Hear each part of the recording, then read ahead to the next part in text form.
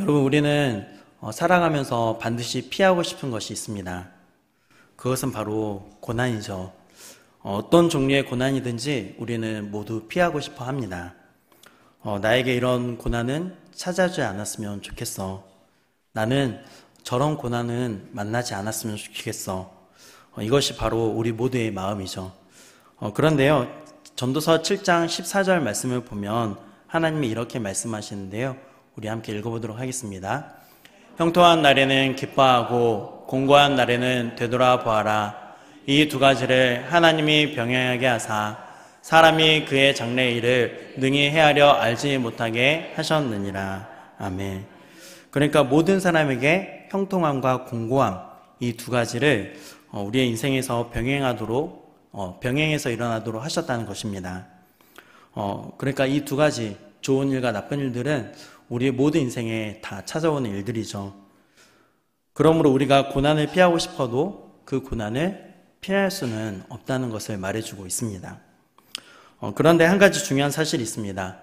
우리가 고난을 반드시 겪게 되지만, 그래서 그 고난이 주는 고통 때문에 우리가 괴로워하지만요, 그럼에도 불구하고 그 고난을 통해서 하나님께서 우리에게 주시는 유익이 있다는 것입니다. 제가 제 자신 스스로에게도 질문을 해보기도 하고요, 또 만나는 성도님들에게 이렇게 질문하기도 하는데요. 그 질문은 이렇습니다. 언제 가장 많이 성숙해지셨습니까? 언제 가장 많이 인생에 변화가 있으셨습니까? 라는 질문입니다. 이렇게 물어보면 거의 대부분 고난에 대해서 말씀을 하시더라고요. 이처럼 고난은 사람을 바꾸고 변화시키는 유익이 있는 것 같습니다. 고난 자체는 너무나 힘들지만 그 고난을 통과하고 나면요, 우리의 마음과 태도가 바뀌는 것이 고난의 유익인 것 같습니다. 뿐만 아니라 우리 그리스도인들에게 있어서 고난이란 그 고난을 허락하신 하나님께서 나 자신의 고난보다 더 크신 분이라는 것을 우리로 하여금 깨닫게 하시는 중요한 계기가 되기도 하는 것 같습니다. 사랑하는 여러분, 우리들 뿐만 아니라 우리의 자녀들도 마찬가지죠. 우리 자녀들을 지켜보고 있으면 고난을 통과할 때 성숙해지는 것을 볼 수 있습니다. 아직 저는 경험하지 않았지만요. 저희 아이들은 아프면서 조금씩 크고 있는 걸 느끼게 되더라고요. 그리고 우리는 고난을 통해서 하나님을 더 깊이 만나게 되는 우리를 발견하게 됩니다. 오늘 본문에서 하나님이 명확하게 드러나 계시지는 않으시지만요, 여전히 일하시는 그 하나님을 만나게 되는 귀한 시간이 되시기를 주님의 이름으로 축복합니다. 여러분, 하나님은 이스라엘 백성들을 애굽으로부터 구원하셔서 제사장 나라로 세우실 계획을 가지고 계셨습니다. 그래서 고난을 허락하신 것인데요, 그 고난을 통해서 이스라엘 백성들은 하나님께 이렇게 간구하는 것을 볼 수 있습니다. 정말 더 이상 이곳에서 살 수가 없습니다. 우리를 구원해 주십시오. 이들의 간구를 들으신 하나님은 이제 한 사람을 지도자로 세워주시는데요, 그 사람의 탄생이 바로 오늘 본문에 기록되어 있는 것입니다. 그 사람은 바로 모세이죠. 잘 아시는 것처럼 이 모세는 앞선 1장에서 애굽의 바로가 선언한 남아 살해 명령 때문에 죽임을 당할 위기에 처해 있었던 인물입니다. 이처럼 아무것도 모르는 아기도 고난을 피할 수 없는 것이었습니다. 여기서 모세가 당한 고난은 두 가지라고 말을 할 수 있는데요. 첫 번째는 꼼짝없이 죽을 수밖에 없는 그런 처지에 처했다는 것이었고요. 그리고 어찌저찌 이렇게 살아내봐야 바로의 노예로 살아갈 그 운명을 피할 수 없는 것이 바로 이 모세의 현실이었습니다. 그런데 하나님은 이 죽음이라는 고난 속에서 또 노예라는 운명 속에서 이 모세를 구원하시는 것을 볼 수 있는데요. 이 사건은 그런 의미에서 모세가 앞으로 장성해서 해야 할 일을 암시하는 복선이기도 합니다. 또한 이스라엘 백성들도 그들의 장자가 유월절 어린 양의 고기를 먹고 그 피를 문설주에 바르지 않으면 죽게 될 운명에 처해 있었잖아요. 뿐만 아니라 이스라엘 백성들 모두는 이 바로의 노예로서 정말 비참하게 살아가고 있었습니다. 이런 배경하에 오늘 이 모세를 구원하신 하나님이 앞으로 모세를 통하여 이스라엘을 구원하실 그런 계획을 미리 암시해주고 계시는 것입니다. 이제 이런 배경 가운데 오늘 본문을 살펴보도록 하겠습니다. 먼저 오늘 본문 1절 말씀을 보시면요, 레위 족속의 한 남자와 한 여자가 부부가 된 것을 볼 수 있습니다. 그런데 이 두 사람이 등장함과 동시에 큰 고난의 순간이 닥쳐왔는데요, 2절 말씀을 보시면 여인이 임신을 하고서 출산하게 되었는데 아들이 태어난 거예요. 바로의 정책에 의하면 이 아들은 나일 강가에 버려져서 죽임을 당해야 했었습니다. 하지만 이 부부는 이 왕의 명령을 어기면 죽임 당할 것을 알면서도 3개월 동안 이 아이를 숨겨서 키웠습니다. 그런데 3절, 이 아이를 더 이상 숨길 수 없게 된 거예요. 또 다른 고난이 시작된 거죠. 그래서 이 아이를 갈대 상자에 담아서 나일 강가 사이에 두었습니다. 그리고 4절, 아이의 누나가 멀리서 동생이 담겨있는 갈대 상자가 어떻게 되는지 그 상황을 지켜보고 있었습니다. 그런데 5절, 마침 그때 바로의 딸, 즉 애굽의 공주가 목욕하러 나일 강가로 내려왔다가 그 갈대 사이에 갈대 상자를 발견하게 된 것이죠. 그리고 시녀를 보내서 그 상자를 가져오게 합니다. 그리고 6절, 시녀가 가져온 상자의 뚜껑을 열어보니 히브리 사람의 아이가 울고 있는 것을 보고 그 마음에 불쌍히 여기는 마음이 생겼습니다. 그리고 7절, 그 상황을 지켜보던 이 아이의 누나가 공주를 찾아가서 이렇게 제안합니다. 제가 당신을 위해서 히브리인 유모를 구해드릴까요? 8절, 공주는 그 제안을 허락하고요. 9절, 그렇게 나일 강가의 갈대 사이에서 건져진 아이는 친모에게 양육을 받게 되었습니다. 그리고 10절, 친모에게 양육을 받으면서 어느 정도 자란 아이는 다시 바로의 딸에게 보내졌고 그 딸의 아들이 되었습니다. 그리고 바로의 딸이 그 아이의 이름을 물에서 건져내었다는 의미로 모세라고 짓게 되었습니다. 여러분, 사실 오늘 이 본문만을 놓고 보면 우리는 하나님의 이름을 찾아볼 수가 없습니다. 또 이적과 기사와 같은 하나님께서 직접적으로 개입하신 그런 흔적들은 우리가 찾아볼 수가 없습니다. 그럼에도 불구하고 어린 모세는 죽음의 위협을 당하는 고난 가운데서 구원을 얻게 되었죠. 그리고 어머니와 누나의 보살핌 아래에서 성장했고요. 또 적진이라고 할 수 있는 이 애굽의 궁전에서 최고의 교육을 받으면서 자라게 되었습니다. 이런 상황을 살펴보면 정말 이 모든 과정은 이 보이지 않는 하나님의 섭리라는 말 외에는 설명이 불가능한 것 같습니다. 이처럼 오늘 본문은 하나님의 부재가 가장 크게 느껴지는 고난의 상황이었습니다. 하지만 이런 고난의 상황 속에서도 하나님의 섭리가 어떻게 나타나는지를 함께 살펴보기를 원하는데요. 먼저 부모가 어떻게 했는지를 살펴본 뒤에 하나님께서 어떻게 섭리하셨는지 살펴보도록 하겠습니다. 먼저 오늘 본문에는 설교 소대에 말씀드렸던 것처럼요, 태어나자마자 고난을 당하는 어린아기 모세가 등장을 합니다. 세상에 태어난 지 3개월밖에 되지 않은, 그것도 이제 갓 100일 정도 된 아무것도 모르는 이 어린아이가 고난을 당하고 있었습니다. 어떤 고난이냐면 지금 꼼짝없이 죽을 수밖에 없는 그런 운명 속에 갇혀 있었던 것입니다. 그리고 어떤 기적이 일어나 살아난다 할지라도 히브리인이기 때문에 바로의 노예로 살아갈 수밖에 없는 운명에 처한 모세가 처한 현실입니다. 이러한 고난 속에서 모세의 부모는 어떻게 했을까요? 오늘 본문 1절을 보시면 모세의 부부는 레인 부부로 소개되는데요. 이 두 사람은 출애굽기 6장 20절 말씀을 보면 누구인지 알 수 있습니다. 바로 아므람과 요게벳입니다. 두 사람이 부부가 되었고 뱃속에 한 생명이 자라게 되었습니다. 당시의 상황을 생각해 보면요, 이들은 임신하게 되었을 때 아들이길 바랬을까요? 딸이길 바랬을까요? 당연히 딸이기를 바랬겠죠. 그런데 출산하고 보니 아들이 태어나고 말았습니다. 제가 상상으로 이 부부가 되어봤는데요. 출산의 기쁨보다는 겁부터 덜컥 났습니다. 왜냐하면 10달 동안 이 뱃속에서 아이를 키워오면서 이 아이가 딸이었으면 좋겠다.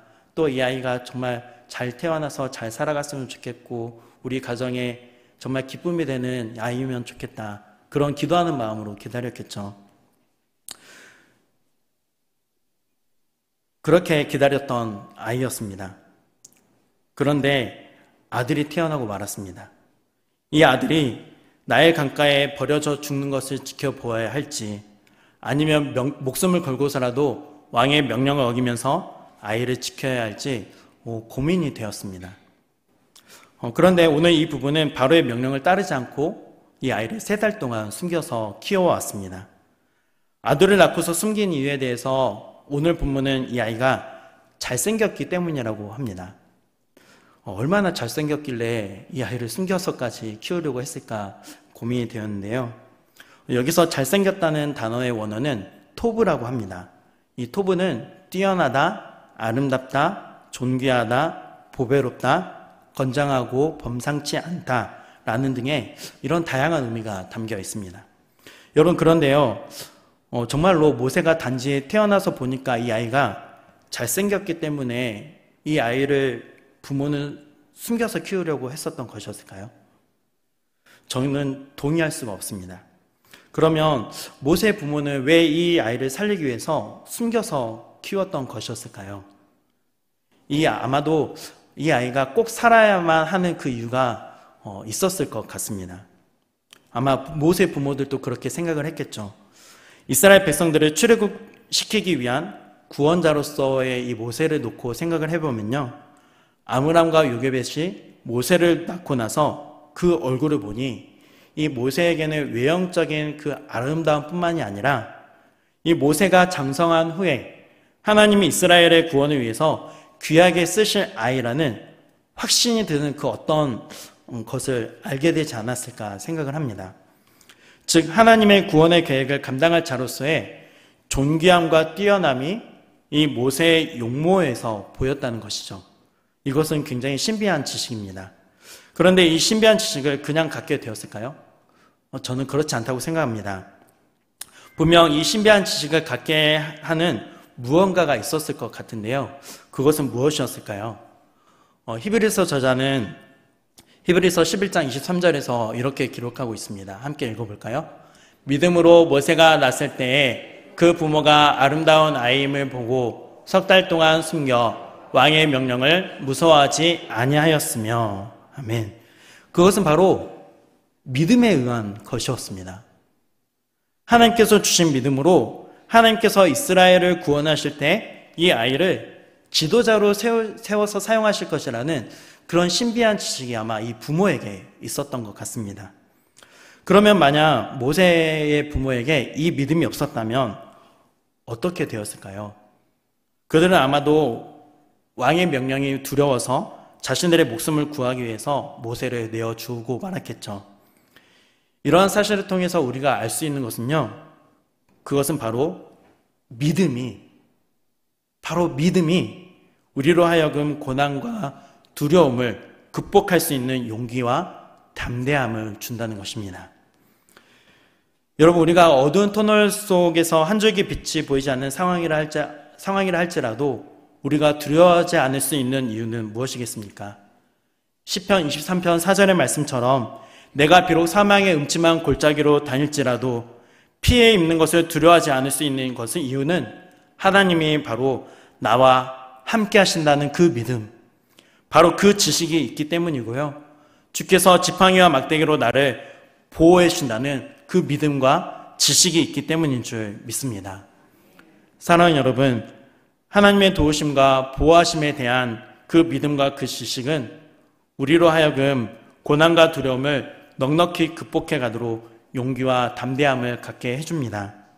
그러므로 저와 여러분이 정말로 주님만을 바라보며 주님을 향한 믿음 위에 굳게 세워져 갈 수 있기를 바라고요. 또 그 믿음을 아는 지식이 더욱 풍성해지시기를 주님의 이름으로 축복합니다. 여러분, 모세의 부모는 이제 태어난 아이를 3달 동안 잘 숨겨왔는데 이제 숨길 수 없는 상황에 이르렀습니다. 어떻게 더 이상 숨길 수 없는 상황이 된 것이었을까요?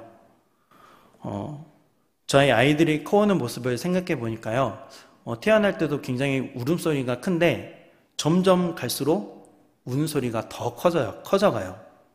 그러니까 아이가 커가면서 우는 소리가 더 커지니까 이제는 다른 사람들에게 들킬 수밖에 없는 그런 상황이 되어버리고 만 것이죠. 그래서 모세의 부모는 갈대 상자를 만들고 아이를 그 갈대 상자에 담았습니다. 그러면 모세의 부모들은 어떤 생각을 하면서 이 아이를 갈대 상자에 담았을까요? 오늘 본문 3절 말씀은 특별히 이 갈대 상자를 가져다가 역청과 나무진을 칠했다라고 말을 해주고 있는데요. 갈대 상자에 바른 이 역청과 나무진을 칠한 이유는 갈대 상자에 물이 새어 들어가서 이 갈대 상자가 수장되는 것을 막으려고 했기 때문입니다. 이것을 생각해 보니 정말 사랑하는 이 아들을 살리고자 하는 그 어머니의 그 애절함이 느껴지는 것 같네요. 그런데 저는 여기서 질문이 한 가지 생겼습니다. 요게벳이 이 갈대 상자에 역청과 진을 칠할 때 그냥 칠했을까 하는 질문이었습니다. 저는 아마도 요게벳이 역청과 진을 칠하면서요, 하나님께서 허락하신 이 아이의 생명이 정말로 잘 지켜지도록, 끝까지 잘 지켜지도록 눈물을 흘리면서 하나님께 간구했을 것이라고 생각을 합니다. 그리고 갈대 상자를 만들면서 아브라함과 요게벳은 분명 이제는 더 이상 자신들이 할 수 있는 일은 없다는 것을 생각하게 되었겠죠. 그래서 이제는 이 아이의 삶의 참 주인이시며 정말로 이 아이의 참 부모이신 하나님의 손에 맡겨드리는 그 기도를 믿음으로 하지 않았을까요? 하나님께서 하나님의 방법으로 이 아이를 구원해 주시고 생명을 살려달라고 간절히 기도했을 것입니다.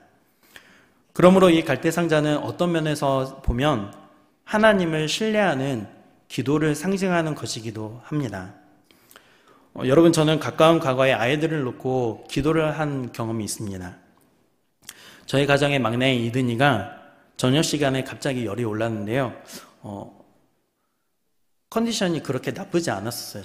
열이 올라도 잘 놀고 있었거든요.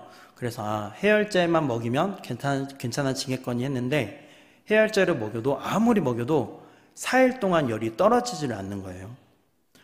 그래서 그때서야 애가 너무 잘 노니까 괜찮겠지 했는데 4일이 지난 다음에 병원을 가니까 왜 이제 왔냐고 혼내시더라고요. 폐렴에 걸렸던 것이었습니다.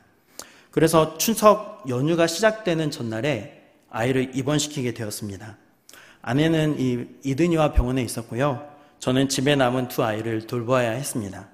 그리고 주일 사역도 준비해야 했습니다. 주일에는 두 아이를 챙겨서 교회에 갔고 또 아이들을 돌보며 사역을 했습니다. 그렇게 며칠이 지나서 이든이는 잘 치료받고 건강해져서 퇴원을 했습니다. 그런데 하루가 지나서 이제는 이 첫째 예솔이와 둘째 아이니가 열이 오르기 시작하는 거예요. 근데 또 잘 놀아요. 그래서 해열제만 먹이면 되겠지. 해열제를 먹였는데 알 수 없는 열이 또 3일간 지속되었습니다. 그래서 병원에 데려갔더니 이번에는 폐렴이 아니라 수족구에 걸렸다고 하더라고요. 목이 아파서 먹는 것도 굉장히 힘들어했습니다. 매일같이 활기차게 움직이던 이 아이들이 힘이 빠져서 축 늘어진 모습을 보면서 마음이 너무나 아팠습니다. 정말로 제가 대신 아파야 줄 수도 없고 또 수족구에는 치료약도 없어서 그저 증상이 사라질 때까지 기다려야만 하는 그 상황이 저는 처음 겪는 일이어서 저에게는 정말 고난의 순간들이었습니다. 정말로 저의 능력으로는 아무것도 할 수 없는 한계를 온전히 느껴야만 했었습니다. 이런 상황들을 다시 생각해 보니까요, 하나님께서 그때 저에게 이렇게 물어보시는 것 같았습니다. 너는 아이들을 위해서 얼마나 기도하고 있느냐? 이 상황 속에서 너는 어떻게 믿음으로 반응할 것이냐? 너는 이 상황을 통해서 어떤 하나님을 알고 싶은 것이냐? 너는 너의 아이들에게 어떤 하나님을 알려주고 싶으냐라는 질문이었습니다. 그래서 저는 이 모세의 부모처럼 아이들을 위해 하나님께 모든 상황을 아뢰고 구하기 시작했습니다. 주님, 이 모든 상황을 다스리시고 주관하시는 하나님, 사랑하는 아이들이 이 아픈 고통을 잘 견뎌낼 수 있도록 도와주십시오. 힘을 더해 주십시오. 잘 이겨내어서 더욱 건강하게 살아가게 해주시고 하나님께 귀하게 쓰임받는 아이들이 되게 하여 주십시오. 아이들을 온전히 돌봐야 하는 아내에게도 힘을 주시고 그 마음을 지켜주심으로 이 상황을 잘 견뎌내게 해주십시오. 그리고 혹시 아이들이 이 아픈 이유가 하나님 앞에서 제가 잘 살지 못하고 있는 그 이유가 있다면 생각나게 해주십시오. 하나님 앞에 회개하오니 주여 용서해 주시고 긍휼을 베풀어 주십시오라고 기도했었습니다. 여러분, 아이들이 커가는 과정 중에 누구나 일어나는 평범한 일이지만 정말 내 아이들이 아프면 정말 억장이 무너지는 경험을 하게 되는 것 같습니다. 또 저는 아직 경험을 해보지 못했지만요, 우리 성도님들은 어떠신가요? 자녀들의 진학이나 취업, 결혼의 문제, 또 아무에게도 쉽게 말하지 못하는 자녀들의 그 아픔으로 인해서 가슴이 무너져 내리는 그 경험들을 해오고 계시잖아요. 그런 고난 속에 있는 자녀들을 놓고 하나님 앞에 간절히 기도하는데 지금 돌아보면 우리 자녀들을 정말로 믿음으로 키울 수 있는 그런 부모로 하나님께서 우리들을 만들어가고 계시는 것 같다는 생각을 하게 되었습니다. 그런 면에서 모세의 부모도 마찬가지겠죠. 그래서 아이를 키우면서 민족이 겪어왔던 아픔과 어려움을 모세가 어렸을 때 그런 이야기들을 잘 해주었을 것입니다. 그래서 그것이 자연스럽게 이 모세로 하여금 하나님께서 이스라엘 백성들의 간구를 들으시고 분명 애굽에서 구원하실 텐데 그 계획에 내가 하나님의 구원자로 쓰임 받아야겠다는 그 생각을 하도록 만들었을 것 같습니다. 여러분, 이 이야기에서 하나님께서 분명 모세를 이스라엘의 구원자로 세우신 계획이 있었기 때문에 모세를 고난 가운데서 살리시는 그런 섭리가 있었던 것 같습니다. 그리고 더불어 그 속에는 모세의 부모에게 하나님이 이 모세를 키울 만한 진짜 믿음을 훈련시키는 그런 이야기도 녹아져 있는 것 같습니다. 사랑하는 여러분, 저와 여러분이 그리고 우리의 자녀들이 고난을 당할 때가 있죠. 바로 그때가 하나님께서 저와 여러분을 믿음으로 바르게 세우기를 원하시는 그 마음이 있는 줄 믿습니다. 그리고 하나님께서 우리 자녀들을 믿음으로 키울 수 있는 그런 부모로 저와 여러분을 만들어 가시는 줄 믿습니다. 정말 자녀들을 믿음으로 키워가는 부모가 되어가는 저와 여러분이 되어주시기를 주님의 이름으로 축복합니다. 정말로 우리가 자식을 키우면서 자식이 고난을 당할 때 우리가 자식을 위해서 해줄 수 있는 것이 아무것도 없을 때가 있지 않습니까? 그것을 지켜보는 우리의 마음은 정말 아프죠. 하지만 우리 모두는 이 모세의 부모처럼 갈대 상자를 만들어야 합니다. 여러분, 한번 잘 생각해 보십시오. 모세의 부모가 할 수 있는 일은 갈대 상자를 만드는 것 뿐이었습니다. 그 갈대 상자를 만들면서 모세의 부모가 무엇을 했겠습니까? 하나님께 부탁을 했을 것입니다. 하나님의 방법으로 이 아이를 구원해 달라고, 이 아이를 살려 달라고 간구했을 것입니다. 그러므로 이 갈대 상자는 부모의 기도를 상징하는 것이죠. 그러므로 우리는 기도로 우리의 자녀들을 위한 갈대 상자를 만들어야 합니다. 모든 상황을 다스리시고 모든 마음을 주관하시는 하나님께서 이 고난 가운데 사랑하는 자녀들을 구원하시고 인도하시도록 우리 부모들은 기도해야 한다는 것입니다.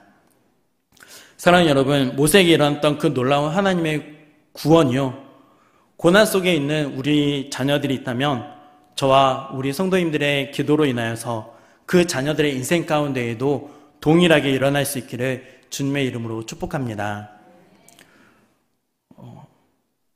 정말로 우리의 인생에서 만나는 어려운 일들, 매일의 삶에서 부딪히는 현실의 문제들, 내가 노력해봐야 아무런 변화도 없는 것 같고 무엇을 해야 할지도 잘 모르겠고 또 내가 할 수 있는 것이 하나도 없다고 느껴지는 그 고난의 시간이 주어질 때가 있죠. 바로 그때가 갈대 상자를 만들고 그 상자에 역청과 나무진을 칠해야 하는 상황인 것입니다. 이제 모세의 부모가 한 일 다음에 하나님께서 그 일에 어떻게 반응하시고 역사하셨는지를 살펴보도록 하겠습니다. 모세 부모가 갈대 상자를 만들어서 그 안에 아이를 담아서 나일 강가 갈대 사이에 두고서 하나님께 맡겼습니다. 그랬더니 하나님께서 책임을 주셨죠. 어떻게 책임지셨을까요?